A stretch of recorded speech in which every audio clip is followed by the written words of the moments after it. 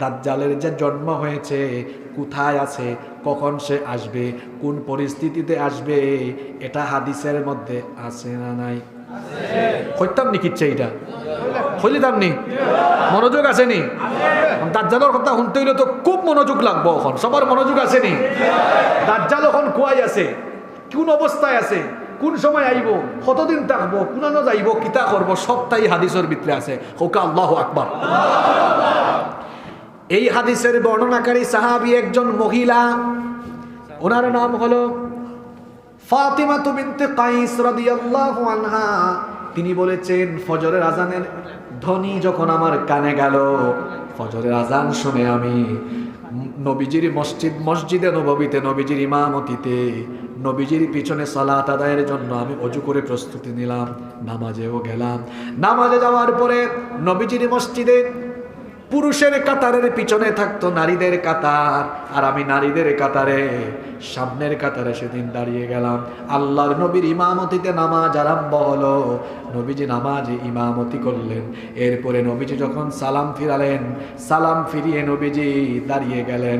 দাঁড়িয়ে বললেন, কেউ আজকে নিজের জায়গা থেকে দাঁড়াবা না, কেউ উঠবা না, কারণ আজকে আমি তোমাদেরকে দাজ্জাল সম্পর্কে এমন এমন তথ্য দিব, যেই তথ্যগুলো এর আগে আমি তোমাদেরকে দেই নাই। শুনতেছেন তো? আমার দিকে তাকান, মনোযোগ দিয়ে শুনেন। নবীজি বললেন, আজ আমি দাজ্জালের ব্যাপারে তোমাদেরকে এমন এমন তথ্য শেয়ার করব, যা ইতিপূর্বে আমি কখনো তোমাদেরকে এই তথ্য দেই নাই।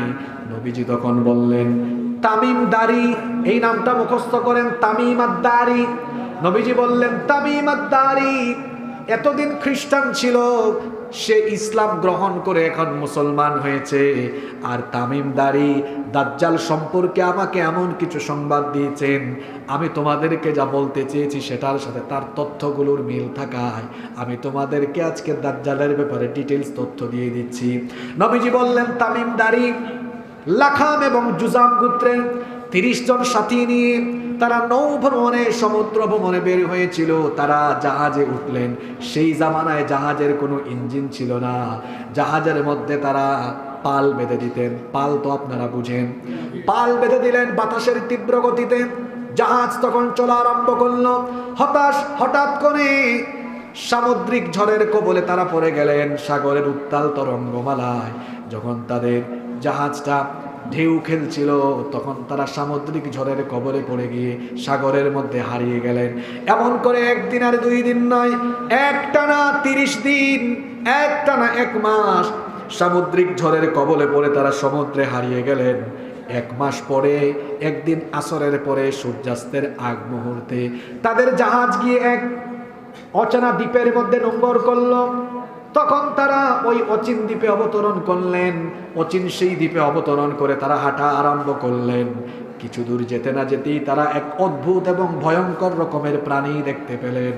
তখন তারা তাকে জিজ্ঞেস করলেন, কি ব্যাপার, তোমাকে দেখতে এত ডেঞ্জারাস লাগে কেন? জিজ্ঞেস করলেন, তোমার গায়ে এত বেশি লোম, সামনের অংশ পিছনের অংশ কোনোটাই বোঝা যায় না, মান আনতা, তুমি কে? সেই অদ্ভুত প্রাণী তখন জবাব দিল, আনাল জাসসাসা, আমি হচ্ছি জাসসাসা। জাসসাসা হলো আরবি শব্দের অর্থ হলো গোয়েন্দা, এর অর্থ হলো গুপ্তচর। সে তখন বলল, আমি হলাম গোয়েন্দা, আমি হলাম গুপ্তচর। তারা জিজ্ঞেস করলেন, অচিন এই দ্বীপে তুমি কার গোয়েন্দাগিরি, কার গুপ্তচরগিরি করো?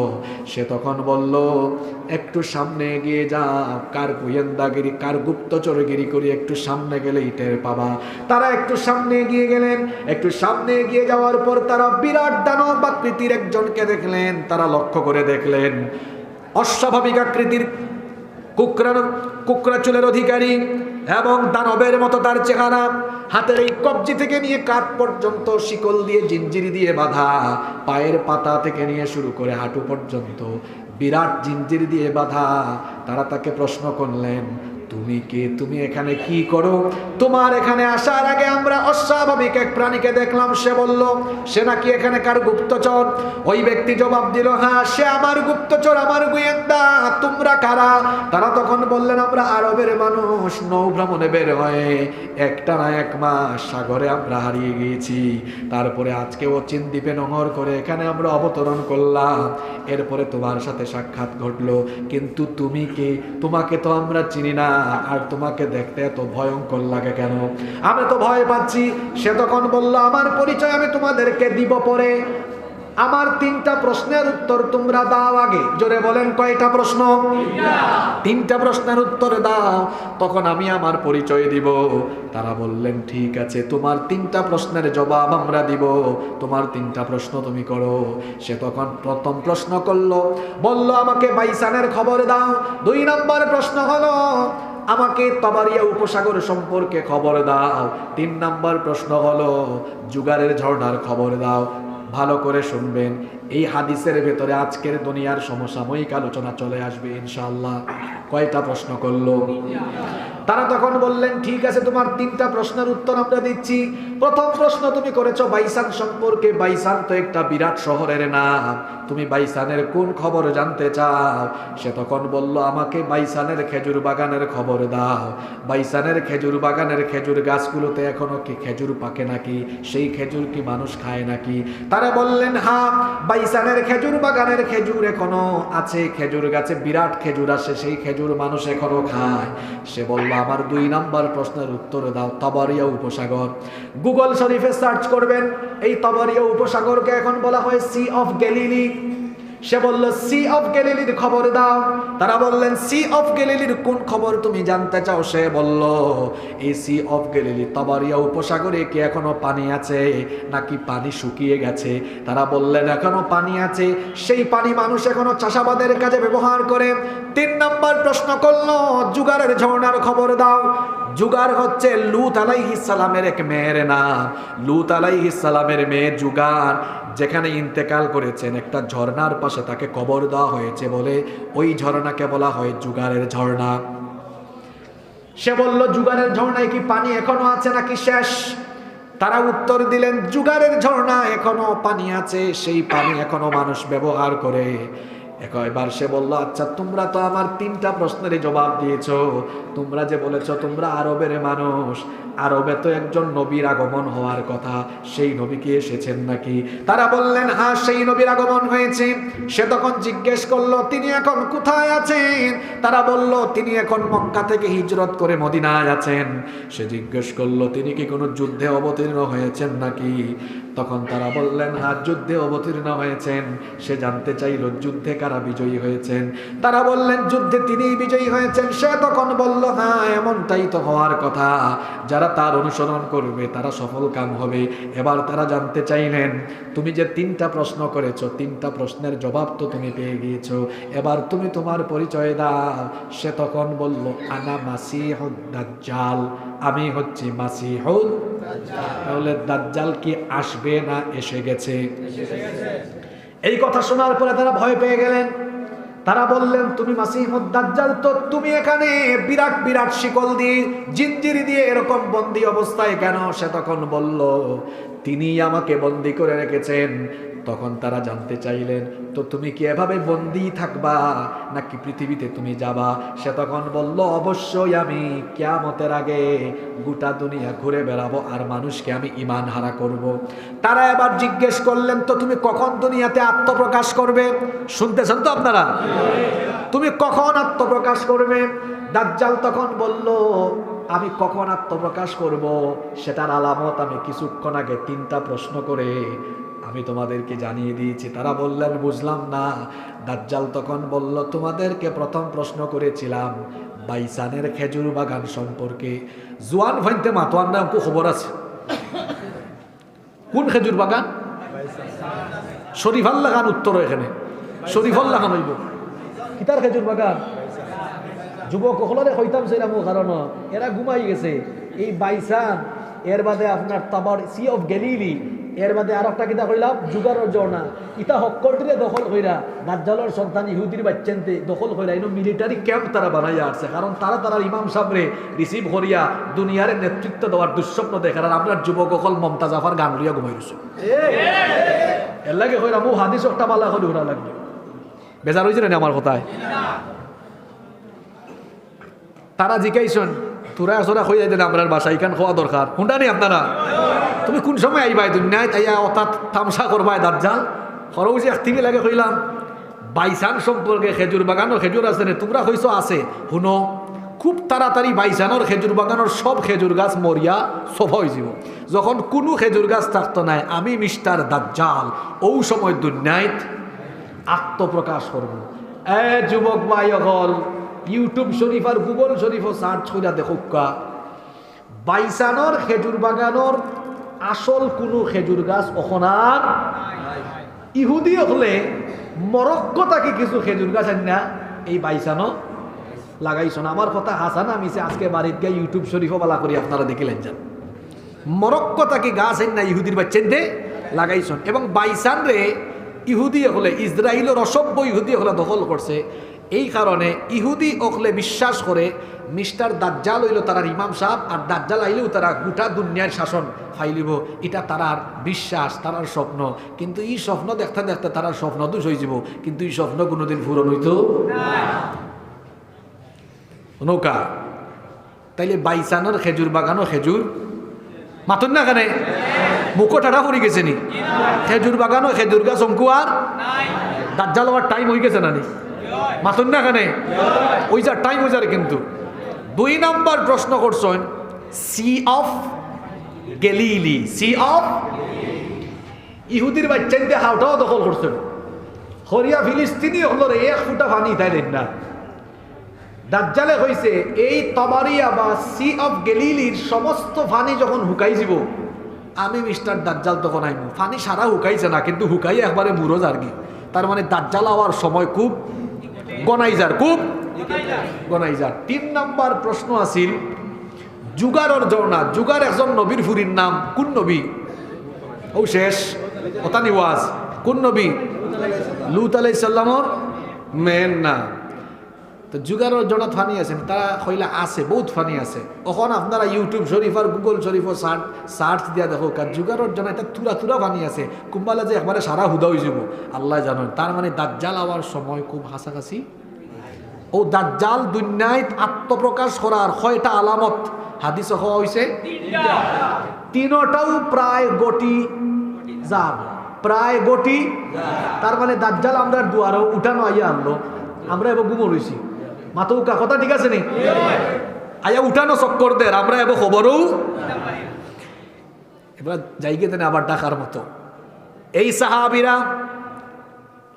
এই লোকেরা তাকে জিজ্ঞেস করলেন, আচ্ছা বুঝলাম তুমি আসার আলামত তুমি বলেছ, কিন্তু তুমি দুনিয়াতে যখন আত্মপ্রকাশ করবে, দুনিয়াতে তুমি এসে কি করবে? দাজ্জাল তখন বলল, আমি আসার পরে ইমানদারদেরকে বেঈমান বানিয়ে ছাড়বো, ইমান হারা করে দিব। আমি মানুষের ইমান নিয়ে খেলা করব, কাফির বানায়া দিব। তখন তারা জিজ্ঞেস করলেন, তুমি দুনিয়াতে আসার পরে কতদিন অবস্থান করবে? দাজ্জাল তখন বলল, আমি দুনিয়াতে এসে মোট 40 দিন অবস্থান করব। জোরে বলেন কতদিন? আরো জোরে বলেন। তবে স্বাভাবিক 40 দিন নয়। সে বলল, আমার প্রথম দিন হবে 1 বছরের সমান লম্বা, আমার দ্বিতীয় দিন হবে 1 মাসের সমান লম্বা, তৃতীয় দিন হবে 1 সপ্তাহের সমান, বাদ বাকি 37 দিন হবে স্বাভাবিক দিনের মতো। এই হাদিসটা যখন সাহাবীরা শুনছিলেন, সাহাবীরা জিজ্ঞেস করলেন, নবী গো, দাজ্জালের প্রথম দিনটা যদি 1 বছরের সমান হয়, এত নামাজ আমরা কিভাবে আদায় করব? নবীজি বললেন, ওই দিনটা হবে দুনিয়ার মানুষের জন্য সবচাইতে কঠিন দিন। নবীজি বললেন, শোনো, তোমরা তখন অনুমান করে করে সালাত আদায় করে নিও। আল্লাহু আকবার। এরা জিজ্ঞেস করলেন, আচ্ছা মিস্টার দাজ্জাল, তুমি যখন দুনিয়াতে আসবে তুমি কোথায় কোথায় যাবে? সে তখন বলল, সব জায়গাতেই যাব, তবে 2টা জায়গা, মক্কা আর মদিনা। আবার অন্য রেওয়ায়াত আছে মসজিদে তুর এবং মসজিদে আকসা। 2 হাদিসের 2 রেওয়ায়াত থেকে আমরা জানলাম মক্কা, মদিনা, মসজিদে তুর আর মসজিদে আকসা ছাড়া গোটা দুনিয়াতে বৃষ্টি আনয়নকারী বাতাসের মতো দ্রুত গতিতে ছড়িয়ে যাবে আর মানুষকে বেঈমান বানানোর কাজ করবে। নবীজি যখন এই কথাটা সাহাবীদেরকে ফজরের নামাজের পর বলছিলেন, হাতের মধ্যে লাঠি ছিল, লাঠি দিয়ে নবীজি তখন মাটির মধ্যে 3 বার আঘাত করেছিলেন আর বলেছিলেন, হাদিহি তয়্যিবা, হাদিহি তয়্যিবা, হাদিহি তয়্যিবা। এটা আমার পবিত্র শহর, এটা আমার পবিত্র শহর, এটা আমার পবিত্র শহর মদিনা। এই মদিনায় আমি ঘুমিয়ে থাকার কারণে দাজ্জাল এখানে ঢুকতে পারবে না। দাজ্জাল যখন দুনিয়াতে আসবে তার ফিতনার নমুনাটা কেমন হবে এবার শোনেন। আল্লাহর হাবিব বলেছেন দাজ্জালের এক হাতে থাকবে জান্নাত আর এক হাতে থাকবে জাহান্নাম, কিন্তু এটা আসল নয়, ওইটা হলো নকল, ওইটা হলো ফেক। সে বলবে শোনো আমি তোমাদের খোদা, আমার উপরে ঈমান আনো, যদি ঈমান না আনো এই যে আমার হাতে জাহান্নাম, জাহান্নামের আগুনে পুরাইয়া তোমাদেরকে শেষ করব। আল্লাহ নবী আমাদেরকে সতর্ক করে গিয়েছেন, নবীজি বলেছেন দাজ্জালের খপ্পরে পড়ো না, ঈমান ঠিক রাখিও। দাজ্জালের খপ্পরে না পড়ে তোমরা যদি ঈমানের উপরে থাকো, আর যদি দাজ্জাল তোমাদেরকে তার আগুনেও ফেলে দেয়, আগুনে ফেলে দেওয়ার পরে তুমি দেখবা এটা আসলে আগুন নয়, এটা হলো তোমার জন্য জান্নাতের ফুল বাগান। হইসলাম জানে দাজ্জাল হওয়ার আগে দাজ্জালের রুহানি ফাইন ফুরিন সন্তান হল বার হয়ে গেছেন, দেখবা দাজ্জালেরও কিছু রুহানি সন্তান আইসন, জান্নাতর ঠিকাদারি লইয়া হে এন্দ্রে হেন্দ্রে জান্নাত ফাটাই যায়, মনে হয় জান্নাত তার বাপ দাদা হাবি গোষ্ঠীর কথা মনে হয় বুঝছেন না। কিছু টুফিদারি লাগাই মেসাবো হলো বার হইছেন অঙ্ক, জান্নাতও দিয়া হুতাইয়া তো রাখরা কথা কুম্বাই যার বুঝলা তো সকল জানো বাঙ্গা খাওয়া যাইতো না বুঝলি তো, আকলমান মানুষ ইশারা দিলেও বুঝিলা, আশা করি হলে বুঝিলছ। দাজ্জালের একদিকে থাকবে পানির নহর, অন্যদিকে থাকবে আগুনের নহর, ওগুলাও ফেক। আল্লাহর হাবিব আরো বলেছেন দাজ্জালকে আল্লাহ কিছু অলৌকিক ক্ষমতা দিবেন যাতে করে ইমানদারদের ইমানকে যাচাই করে নেওয়া যায়। দাজ্জাল এমন এমন এলাকা দিয়ে যাবে যে এলাকায় দুর্ভিক্ষ চলে, সেখানে দাজ্জালের হুকুমে আসমান থেকে বৃষ্টি হবে, দাজ্জালের হুকুমে জমিন থেকে ফসল আসবে। বলবেন হুজুর দাজ্জালের কে এত ক্ষমতা? আসলে দাজ্জালকে আল্লাহই ক্ষমতা দিবেন ইমানদারের ইমানটা ঠিক আছে কিনা দেখার জন্য। ইমানদারেরা দাজ্জালের খপ্পরে পড়বে না। লম্বা ঘটনা সংক্ষেপ করে ফেলি, দাজ্জাল ফিতনা ছড়াতে ছড়াতে যখন সে মক্কার দিকে ঢুকতে চাইবে, আল্লাহর রহমতের ফেরেশতারা দাজ্জালকে তলোয়ার দিয়ে তখন ভাগায় দিবে। আল্লাহু আকবার। মদিনার দিকে যেতে চাইবে, সেখান থেকেও ফেরেশতারা তাকে ভাগিয়ে দিবে। দাজ্জাল সর্বশেষ যে যুবককে হত্যা করতে চাইবে, সেই যুবক হলো সেই জামানার সবচাইতে উত্তম চরিত্রবান যুবক। ওই যুবকের সাথে দাজ্জালের সাক্ষাৎ ঘটবে, এগুলো কিচ্ছা নয়, এগুলো নবীজির হাদিস। ওই যুবকের সাথে যখন দাজ্জালের সাক্ষাৎ ঘটবে, দাজ্জালকে দেখে ওই যুবক চিনে ফেলবে। দাজ্জাল বলবে আমার উপর ঈমান আনা, যুবক বলবে তুই আমারে চিনস না, আমি তোরে দেখেই চিনে ফেলেছি, তুই মিস্টার দাজ্জাল। এই দুইজনের কথাবার্তা বলার সময় আরো অনেক মানুষ জড়ো হয়ে যাবে। দাজ্জাল তখন বলবে দেখো এখনই তোমাদের সামনে তাকে আমি হত্যা করব, আবার তার জীবন দিব, তাহলে বুঝবা আমি যে তোমাদের রব, আমার উপর ঈমান আনবা। এই কথা বলে যুবককে সে মেরে ফেলবে, হত্যা করবে, যুবককে আবার জীবিত করবে। জীবিত করার পরে ওই যুবককে দাজ্জাল বলবে কি আমি যে তোর খোদা, এখন কি বিশ্বাস হয়েছে নাকি? কয় হ্যাঁ বিশ্বাস হয়েছে, আরো বিশ্বাস পাকাপুক্ত হয়েছে, তুই যে আসলেই দাজ্জাল। কারণ আমি এগুলো আগে থেকেই জানি দাজ্জালের এমন স্বভাব হবে, এমন চরিত্র হবে। লম্বা ঘটনা সংক্ষেপে বলছি, দাজ্জাল ওই যুবককে করাত দিয়ে দুই টুকরা করে মাঝখান দিয়ে হাঁটাহাঁটিও করবে, আবার জোড়া লাগাবে। যুবককে বলবে এখন কি তোর বিশ্বাস হয়েছে নাকি? যুবক বলবে বিশ্বাসটা আরো মজবুত হয়েছে, তুই যে আসলেই দাজ্জাল। দাজ্জাল এরকম করে গোটা দুনিয়াতে ফিতনা ছড়াবে। দাজ্জালের অনুসারী হবে 70,000 ইহুদি। ইরানের রাজধানী তেহরানের নিকটবর্তী আসফাহান শহরের 70,000 ইহুদি এবং ইসরায়েলের ইহুদি সহ, তারপরে অনেক মহিলারা, অনেক অনেক অবুজ অনারব মহিলারাও তার অনুসারী হয়ে যাবে। এই দাজ্জাল গোটা দুনিয়াতে যখন ফিতনা আরম্ভ করবে, মানুষের ঈমান কেড়ে নেওয়ার কাজ যখন করবে, গোটা দুনিয়াতে যখন দাজ্জাল তাণ্ডব লীলা চালাবে, দাজ্জালের এই ফিতনা থেকে মুমিনদেরকে উত্তরণ করার জন্য তখন ঈসা আলাইহিস সালামকে দুনিয়ায় যিনি পাঠাবেন তিনি কি? আল্লাহ। ঘুমাইয়েন না আপনারা, শেষ বালা যার সব বালা